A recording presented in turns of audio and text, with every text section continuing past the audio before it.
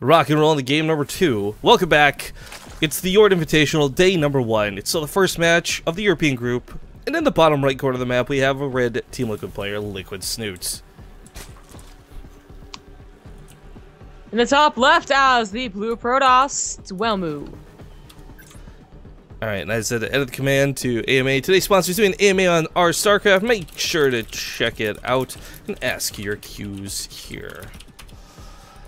Alright, so Welmu, I gotta say, like, that game, I can only help, like, the way he was fighting, the way he was getting his tech up. I mean, there's the question of the Colossus for sure, put an asterisk next to that.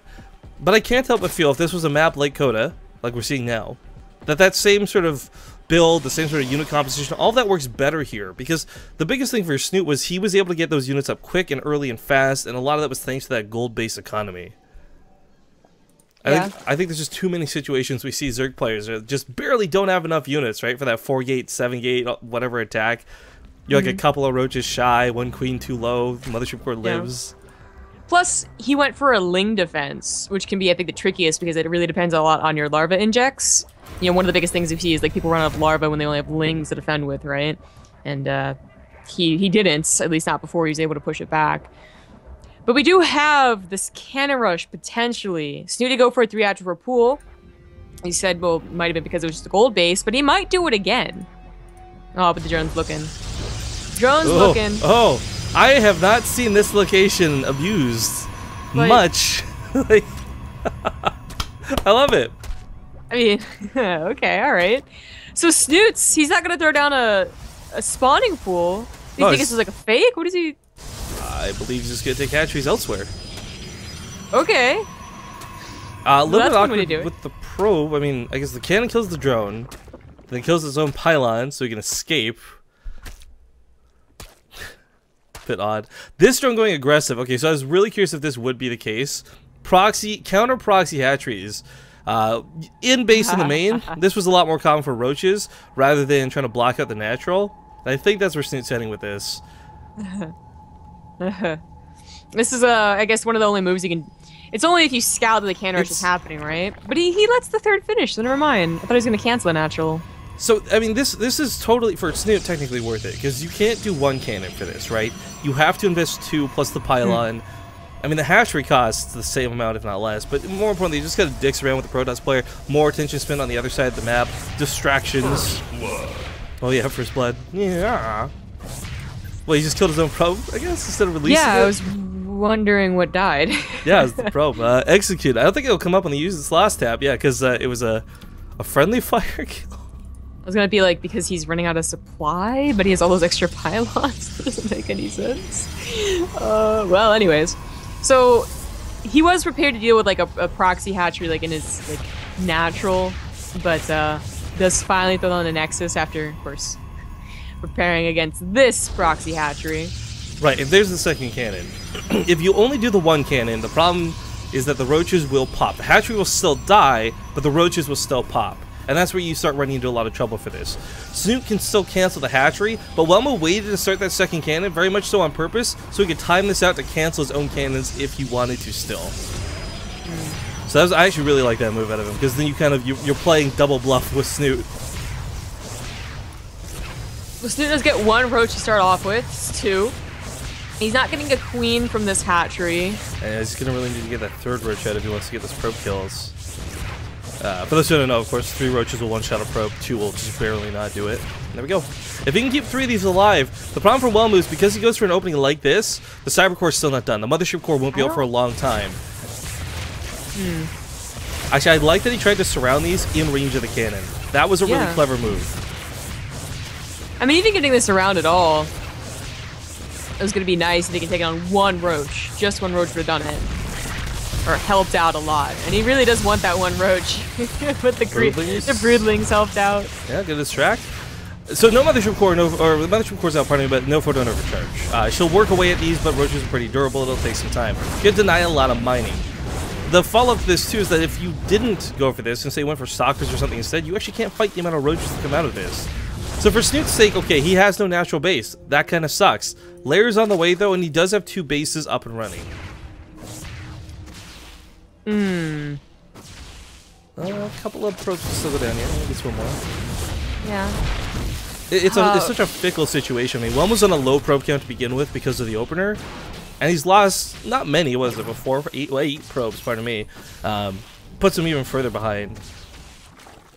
8 probes, really? Wow. I guess when he was trying to get the surround, a lot more went down than I thought they did. Yeah. That's right. Oh, this is curious. So, the Spire. Welmu went in and tried to scout what it was, and he probably is assuming it's a Nidus worm, or I mean. Because if it is just roaches, then the cannons will alert him to that initially, right, as they try and break through the natural. But he left before seeing the Spire, and I'm not sure if you're going to guess you're going to go Spire. I mean, this is like... I would say for sure the Spire's got to be, like, the least likely follow-up. Yeah. When you see a quicker layer and 2 gases with roaches. Against Protoss, right? Like, I mean, this, like, the Nidus Worm or the Hydra Bust with Nidus, like, those are the 2 units that you see, the building and the unit that you see. Not Mutas. Mutas is really just, like, it's kind of a gimmick, to be honest, like, 2-base Muta. I know those games start off really weird, so I'll, like, just straight up call it 2-base Mutas, a little inaccurate, but that's what it is right now. We'll call it 2-base Mutas-ish. Yeah, something like that, but... I mean, it's a gimmick that might just work out here. I mean, so was Proxy hatching the main base, you know, probably. That could definitely be called a gimmick, but it might just work. Speed is going to finish for the Lings. Okay, they get away anyways. But the Mutas are on the way, and Welmu has no idea.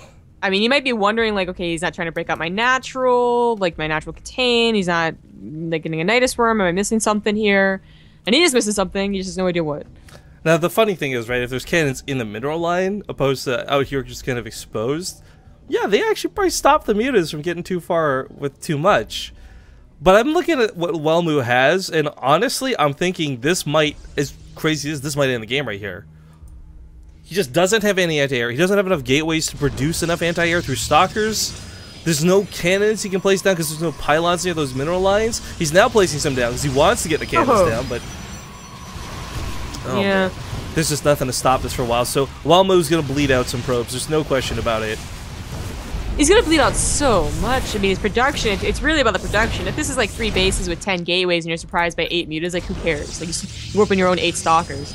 But, you know, he's going to have to apparently wait until the Phoenixes are going to come out. They do come out fast once the Stargate's done, especially with the Chrono Boost, but that count from Snoot's going to get higher and higher. He still hasn't broken down his natural base. It's a little funny. He did have a drone in the bottom left corner, and I thought he was going to build a 3rd base there, but decided not to. So he is kind of out of luck when it comes to expanding even further, but he's dealing a lot of damage. Being very annoying. Seeing a lot... Oh, whoa, that voice crack. Hi, puberty. Lots of Stargates coming down. Desperate times call for desperate measures. I am a little worried, though, that if he invests too much in the Phoenix, it's going to be really easy for Snute to invest in more Lings. But I guess the thing is, Snute does look like he's looking for blood. He looks like he's going... Like, he's trying to make a killing move here, really. Through the probes, through the economy, through harass, because he's not taking that natural base. He's not sending a probe from the 3rd over to the 4th to expand once again. He's really focusing on killing probes. And that's not a bad thing. It's really not. But this does say that this is where the direction of the game is going for him. And that's where this gets a little scary, because if enough Phoenix get out, they're going to be able to deal with the Mutas. Yeah, I was going to say this actually might be a problem for him. These Mutas could have bought him 2 minutes of, you know, no harassment whatsoever, and that's when you expand or double expand, or at the very least break down your natural, which he at least breaks down 2 cannons from the natural, but I guess maybe Welmu is going to get a little tunnel vision himself on just the Phoenixes. He still doesn't have good production no matter what it is. Like 2, a Sentry and a Zealot, that's it. Yeah, nothing to really stop the Lings. Now, I kind of like this force field, actually. Keeps the Lings off the Stalkers. Phoenix is just going to dance around for a little bit of time. Sadly, the Mothership Core does go down. But, I mean, this is something I feel is somewhat manageable. Probe's going to come back towards the main. It's going to be crazy. It's the one time you ever start using Graviton Beams on these Lings, but there's a couple of cannons, get some shots off. Maybe you can get some Warpins, a Void Ray, and Oracle. I don't know, but right now this is getting really bad. Welmu's starting to lose. Oh, the one pylon powering everything here. Nice. Yeah, apparently the Lings are going to do it. Yeah, Mutas, they opened the door and the Lings flooded in. Yeah. Yeah, Welmu really isn't. I mean, I wasn't expecting it, right? So Welmu wasn't expecting it. He didn't remember that he should wall off versus Zerg. I mean, the last time he saw Lings, too, I think they were like slow Lings until they broke down his cannons, which he probably wasn't paying much attention to, having to focus with the Mutas. I mean, I look at Snute tearing down those 2 pylons on the front, and I think that's just for depowering, not for opening a wall. Welmu probably the same thought process, but either way, congratulations, GG. Snute will take the first series today, 2-0.